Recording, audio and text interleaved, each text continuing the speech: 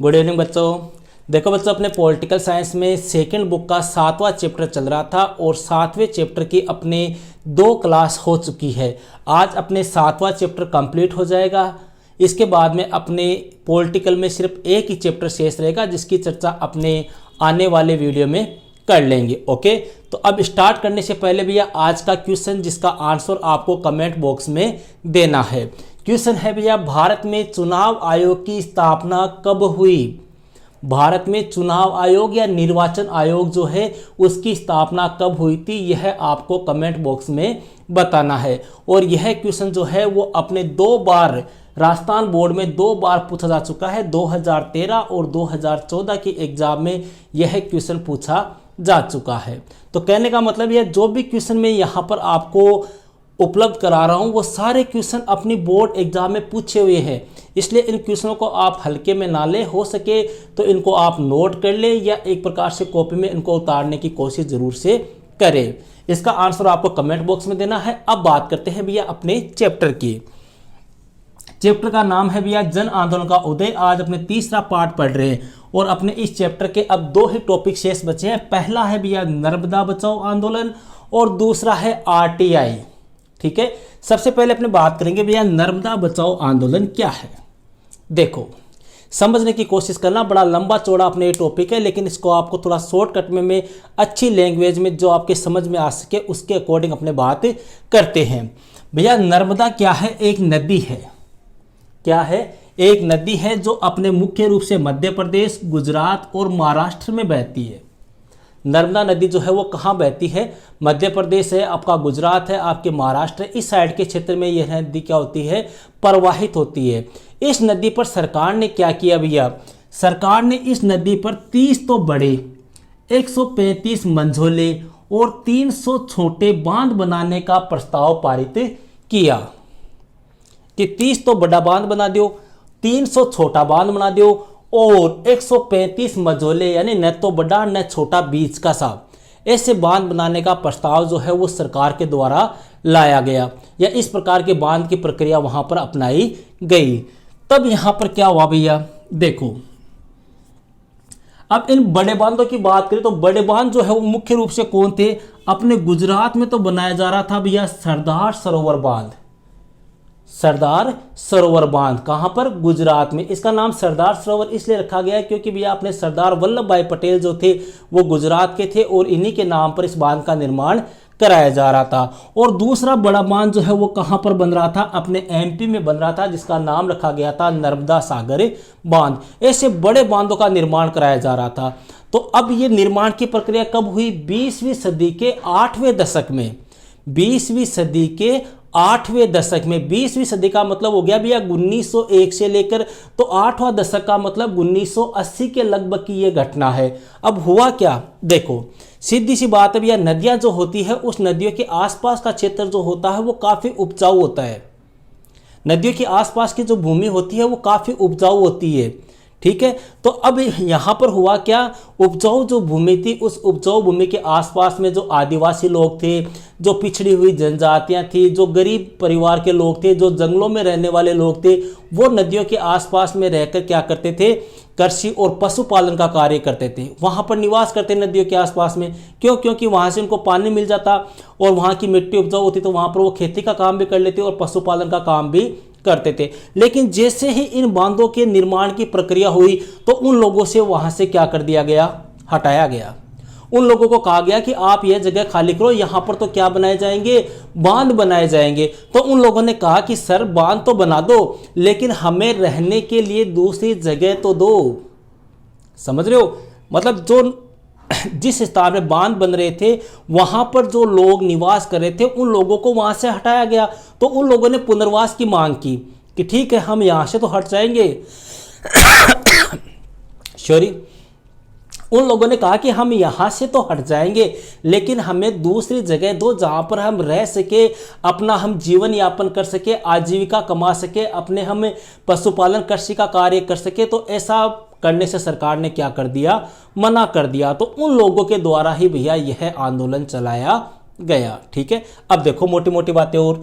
गुजरात में कौन सा बांध बन रहा था? सरदार सरोवर बांध। और एमपी यानी मध्य प्रदेश में कौन सा बांध बनाया जा रहा था? नर्मदा सागर बांध। ठीक है, इस आंदोलन का नेतृत्व जो है वो किसने किया था? सुंदरलाल बहुगुणा, मेघा पाटकर और बाबा आमटे के द्वारा भैया इस नर्मदा बचाओ आंदोलन का क्या किया गया? नेतृत्व किया गया। और इस आंदोलन की जो प्रमुख मांग थी, जैसे मैंने अभी बताया आपको, पुनर्वास और रोजगार। पुनर्वास और रोजगार क्यों? क्योंकि लोगों को वहां से हटाया गया, तो वहां से उनका भी आवास छिन गया, पहली बात तो। दूसरी बात, उनका रोजगार वहां पर है कि वो क्या करते थे? कृषि और पशुपालन का काम करते थे, तो वो भी छिन गई। तो लोगों ने कहा कि हम यहां से तो हट जाएंगे, लेकिन इसके बदले में हमें दूसरी जगह पर रोजगार दिया जाए, हमें रहने के लिए जगह दी जाए। लेकिन सरकार ने ऐसा करने से मना कर दिया। तब सुंदरलाल बहुगुणा, अपने मेघा पाटकर और बाबा आमटे जैसे लोग थे, इन्होंने इस आंदोलन का क्या किया? नेतृत्व किया। आंदोलन के दौरान भी सार्वजनिक रैलियां निकाली गई। आंदोलन जब स्टार्ट हो गया तो इस आंदोलन का विरोध करते हुए लोगों ने क्या किया? सार्वजनिक रैलियां निकाली, जगह जगह धरना प्रदर्शन जैसे कार्य किए गए और सत्याग्रह जैसे कार्य या सत्याग्रह जैसे रास्ते अपनाए गए। ठीक है, और इस आंदोलन का सबसे ज्यादा विरोध जो है भैया वो कहां पर हुआ? गुजरात में हुआ। क्यों? क्योंकि गुजरात में ही कौन सा बांध बन रहा था? सरदार सरोवर बांध बन रहा था, जो नर्मदा बचाओ आंदोलन के तहत एक प्रकार से नर्मदा नदी के ऊपर बनने वाला सबसे बड़ा बांध था। क्लियर है? कोई दिक्कत नहीं है। मोटा मोटा आपको याद रखना है, मध्य प्रदेश, महाराष्ट्र, गुजरात। ठीक है, गुजरात में सरदार सरोवर बांध, एमपी के अंदर आपके नर्मदा सागर बांध, सुंदरलाल बहुगुणा, मेघा पाटकर, बाबा आमटे ने नेतृत्व किया, पुनर्वास और रोजगार की मांग की। सबसे ज्यादा विरोध कहां पर हुआ? गुजरात में हुआ। तो यह था भैया अपने कौन सा आंदोलन? नर्मदा बचाओ आंदोलन। अब एक टॉपिक और आता है भैया जो बड़ा मोस्ट है आपके, सूचना का अधिकार। सूचना का अधिकार, जिसको अपने अंग्रेजी में बोलते हैं right to information. Right to information, shortcut में कहते हैं भैया इसको RTI, अर्थात राइट टू इंफॉर्मेशन। कोई दिक्कत नहीं है, बड़ा अच्छा क्वेश्चन आता है भैया इसके ऊपर भी। देखो, राइट टू इंफॉर्मेशन है क्या? थोड़ा सा मैं आपको समझा दूं भैया। पहले क्या होता था, अपने 2005 से पहले की बात करें, 2005 से पहले भैया जो भी सरकारी दफ्तर होते थे, कार्यालय होते थे, उनसे अपने सूचना प्राप्त नहीं कर सकते थे। ठीक है, तो अपने लोगों ने इस बात का विरोध किया कि हमें सरकार क्या कर रही है, किस प्रकार से कर रही है, कितना खर्च कर रही है, कितना कमा रही है, कितना लोगों को दे रही है, उस बात को सरकार के द्वारा सार्वजनिक किया जाए, लोगों को इस बात का पता चलना चाहिए। तो लोगों ने इसके लिए भैया क्या चलाया था? आंदोलन चलाया था। और उसी आंदोलन के तहत कौन सा अधिकार पारित हुआ? सूचना का अधिकार। मतलब सरकारी कार्यालय या दफ्तरों से सूचना प्राप्त करने का जो अधिकार है वही क्या है? सूचना का अधिकार या RTI है। कैसे लागू हुआ, किस प्रकार से लागू हुआ, कहां से स्टार्ट हुआ, उसकी चर्चा अपने करते हैं। देखो, इसका प्रारंभ हुआ था भैया कब? 1990 में। और नेतृत्व किसने किया था? एक संगठन था मजदूरों का, जिसका नाम है मजदूर किसान शक्ति संगठन। मजदूर किसान शक्ति संगठन, जिसको भैया शॉर्टकट में बोलते हैं अपने MKSS।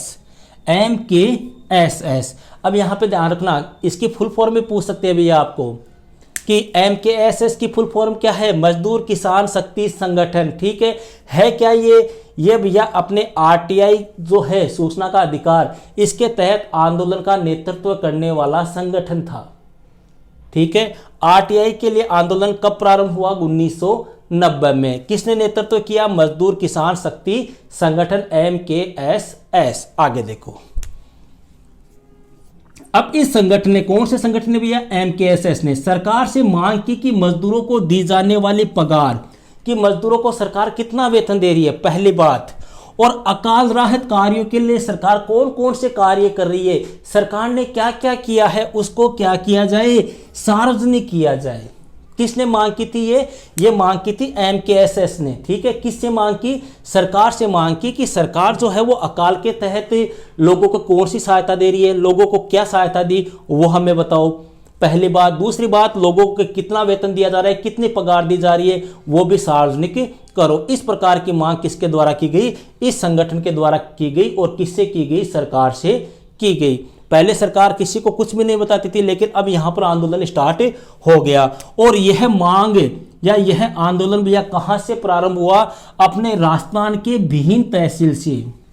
राजस्थान की भीम तहसील भैया, भीम तहसील अपने राजसमंद के पास में है, एक पिछड़ा हुआ क्षेत्र, एक पिछड़ी जनजातियों का क्षेत्र है, वहां से यह आंदोलन प्रारंभ हुआ था। ध्यान रखना भैया, राजस्थान की कौन सी तहसील से? भीम तहसील से। 1990 में मजदूर किसान शक्ति संगठन अर्थात MKSS के द्वारा यह अधिकार आंदोलन चलाया गया। आगे देखो, अब ये मांग क्यों की गई? इस संगठन ने मांग क्यों की? मांग इसलिए की क्योंकि इस संगठन को यह लगा कि सरकार के द्वारा भ्रष्टाचार किया जा रहा है और मजदूरी में क्या किया जा रहा है? घपला किया जा रहा है, मजदूरी कम दी जा रही है, लोगों के साथ बेईमानी की जा रही है, इसलिए यह मांग की गई।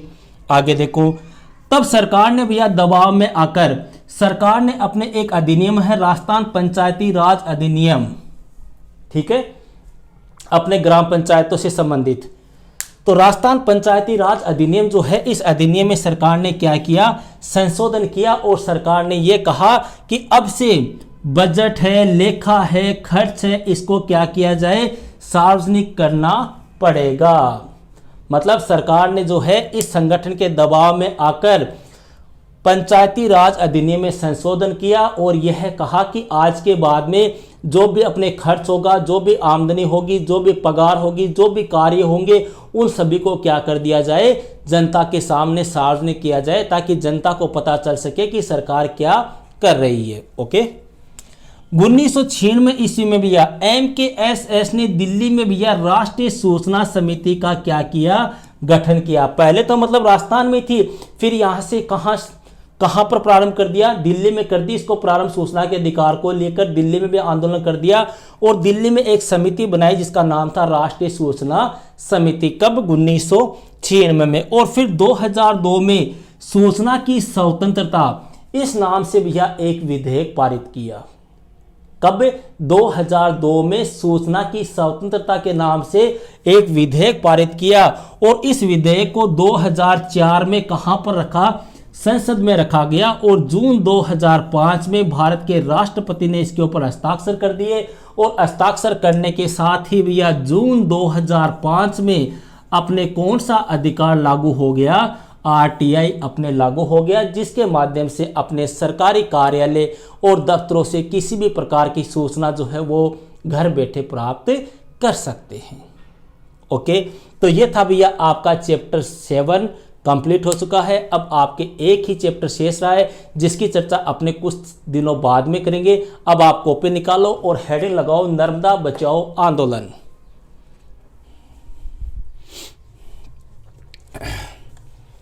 इसमें लिखो भैया, 20वीं सदी के 8वें दशक के प्रारंभ में 20वीं सदी के 8वें दशक के प्रारंभ में भारत के मध्य भाग में स्थित नर्मदा घाटी में विकास परियोजना के अंतर्गत मध्य प्रदेश, गुजरात तथा महाराष्ट्र से गुजरने वाली नर्मदा नदी पर 30 बड़े, 135 मझोले और 300 छोटे बांध बनाने का प्रस्ताव रखा गया, जिसके तहत गुजरात में सरदार सरोवर बांध और मध्य प्रदेश में नर्मदा सागर बांध का निर्धारण किया गया।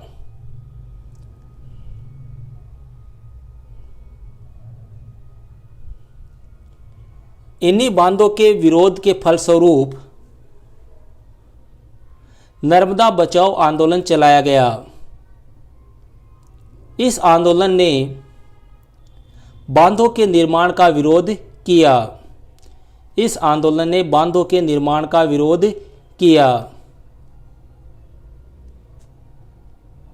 इस आंदोलन को चलाने में सुंदरलाल बहुगुणा, मेघा पाटकर व बाबा आमटे जैसे लोगों ने नेतृत्व प्रदान किया।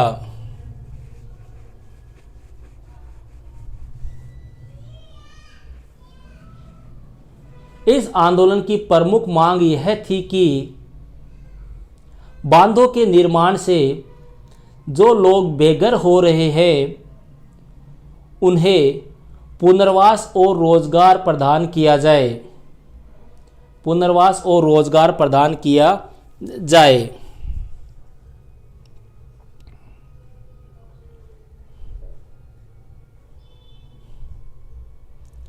नब्बे दशक के अंत तक पहुंचते पहुंचते नर्मदा बचाओ आंदोलन से कई अन्य स्थानीय समूह तथा आंदोलन भी आ जुड़े। ये सभी आंदोलन अपने अपने क्षेत्रों में विकास की वृहत परियोजनाओं का विरोध कर रहे थे। इस आंदोलन का सर्वाधिक विरोध गुजरात में हुआ। आंदोलन के दौरान सार्वजनिक रैलियां, धरना, प्रदर्शन और सत्याग्रह जैसे रास्ते अपनाए गए। नर्मदा बचाओ आंदोलन ने अपनी मांग रखने के लिए यथासंभव लोकतांत्रिक रणनीति का प्रयोग किया। यह हो गया भैया आपके कौन सा नर्मदा बचाओ आंदोलन। अब आप हेडिंग लगाओ सूचना का अधिकार, ब्रैकेट में कर लो राइट टू इंफॉर्मेशन, ठीक है। और इसमें लिखो सूचना के अधिकार को संक्षेप में आरटीआई भी कहा जाता है। इसका प्रारंभ 1990 में हुआ तथा नेतृत्व मजदूर किसान शक्ति संगठन, ब्रैकेट में कर लेना MKSS ने किया। इस संगठन ने सरकार से मांग की कि मजदूरों को दी जाने वाली पगार और अकाल राहत कार्यों को सार्वजनिक किया जाए, क्योंकि इस संगठन का यह मानना था कि सरकार के द्वारा भ्रष्टाचार और मजदूरी में घपला किया जा रहा है।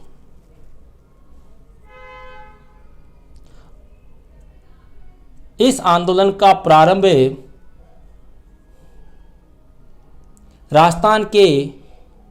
राजस्थान की एक पिछड़ी तहसील भीम से हुआ।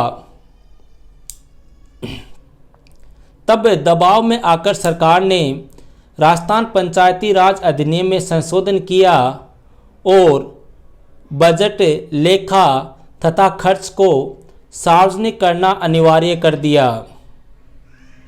पैराग्राफ चेंज करके लिखो 1996 में MKSS ने दिल्ली में राष्ट्रीय सूचना समिति का गठन किया। आगे लिखो 2002 में सूचना की स्वतंत्रता नाम का विधेयक पारित हुआ, जिसे 2004 में संसद में रखा गया, जिस पर जून 2005 में राष्ट्रपति के द्वारा हस्ताक्षर किए गए और सूचना का अधिकार अधिनियम लागू हो गया। यह हो गया भैया आपके चैप्टर 7 कंप्लीट। ओके, तो मिलते हैं फिर नेक्स्ट वीडियो में एक नेक्स्ट टॉपिक के साथ। That's all.